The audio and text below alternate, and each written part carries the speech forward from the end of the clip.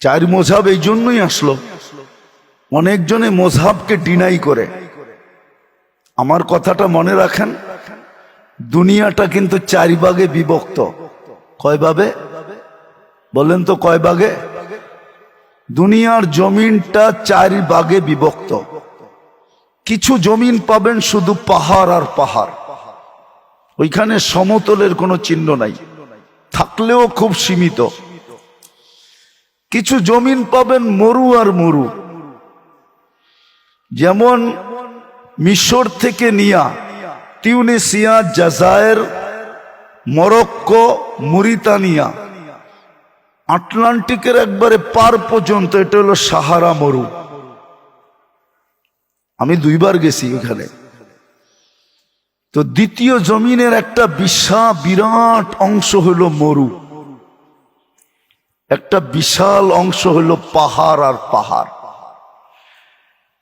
একটা বিশাল অংশ হলো সমুদ্র মাতৃক, চতুর্দিকে সমুদ্র আর সমুদ্র। আপনি দেখেন ভারত মহাসাগরের ভিতরে কতগুলা দেশ, আপনি দেখেন আমেরিকা থেকে একবারে নিচ দিকে চলে আসেন, ব্রাজিল, আর্জেন্টিনার নিচ পর্যন্ত, একেবারে চিলির নিচ পর্যন্ত চলে আসেন।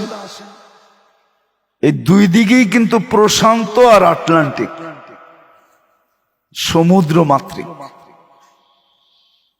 চতুর্থ হইল জমিন সমতল। ভৌগোলিকভাবে 4 জায়গার কালচার 4 রকমের। আপনি ঘুরেন না দিলে আপনি বুঝবেন না এটা, আপনি তো শুধু হাদিস দেখতেছেন, এই জন্য আপনার সামনে হাদিসই শুধু ভাসে। আপনি মুসাফ দেখতে পারতেছেন না কেন? জমিন এই 4 ভাগে বিভক্ত, এটা আপনি জানেনই না। আপনি যায়া দেখেন তিউনিসিয়ায় কত লোক বাস করে, জাজায়েরে কত লোক বাস করে, মরিতানিয়ায় কত লোক বাস করে, মরক্কো কত লোক বাস করে, মালির একটা অংশ কত লোক বাস করে। যান, আপনি যান। তো মজহাবের বিভক্তি হইল জমিনের অবস্থার প্রেক্ষিতে। এই জন্য 4 ইমাম 4টাকে নিছেন। যত মরু সব মালিকি, মালিকি মজহাব ছাড়া ওইখানে আপনি টিকে থাকতে পারবেন না।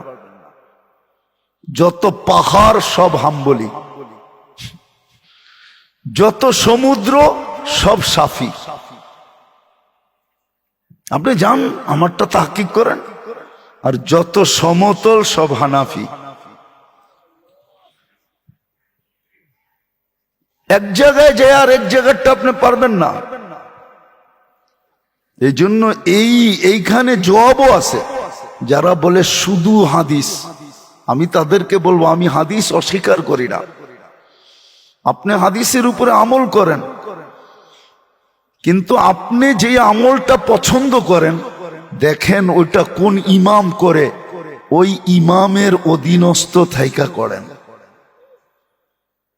ঠিক না? কি সত্য তো? আর না হইলে কিন্তু বিপদে পড়ে যাবেন। তাইলে কিন্তু আপনার লগে লগে আপনার ইমাম আপনাকে রাখতে হবে, নাইলে আপনি হানাফি ইমামের পিছে ইক্তেদা করবেন কি করে, শাফি ইমামের পিছে ইক্তেদা করবেন কি করে, মালিকি ইমামের পিছে ইক্তেদা করবেন কি করে? ওরা তো মজহাব মানে, আপনি তো মানেন না। আমি তর্ক করতে চাইতেছি না, যুক্তি। আপনি তো মানেন না, তাইলে আপনি ওর পিছে ইমামতি করবেন, ইক্তেদা করবেন কি করে? তাইলে আপনার রীতি নীতি মতবাদের ইমাম সব সময় আপনার লোকে ভাড়া করে রাখতে হবে, যে তুমি আমারে পড়ায়া দাও, নাইলে কিন্তু সমস্যা আছে। আমি আপনাকে হাদিস দিয়ে দেখায়া দিব, তাইলে কিন্তু সমস্যা আছে, হইতে পারে আপনি দরাও খাইতে পারেন। এই জন্য আমি আপনার সাথে তর্ক করতে চাইতেছি না। আমি বলতেছি, আপনি যে হাদিসটা পছন্দ করেন বা যেটাকে অনুসরণ করেন, দেখেন এটা কোন ইমাম অনুসরণ করে। আমার কথাটা কিন্তু খুব সহজ, সিম্পল। আপনি ওই ইমামের অধীন হইয়া এই হাদিসটাকে ফলো করেন, তাইলে আপনার জন্য বাঁচা সহজ হবে, নাহলে বাঁচা সহজ হবে না। যা হোক, ইমাম বুখারী রহমতুল্লাহ আলাইহি আমাদেরকে এটাই বুঝাইতে চেয়েছিলেন যে আমাদের ইমানের পরে আমাদের মাপকাঠি হলো আমল। এই জন্যই উনার শুরুও আমল দিয়া, শেষও আমল দিয়া। আর উনি এটাকে রদও করছেন যে যারা বলে আমগো ইমান পাক্কা, আমলের কোনো দরকার নাই। বোঝা গেল দুইটাই ডানা, একটা উঠতে গেলে দুইটাই লাগবে, একটা ইমান একটা আমল। বোঝা গেল চাক্কা দুইটাই, একটা সামনে একটা পিছে, একটা ইমান একটা আমল। তারপরে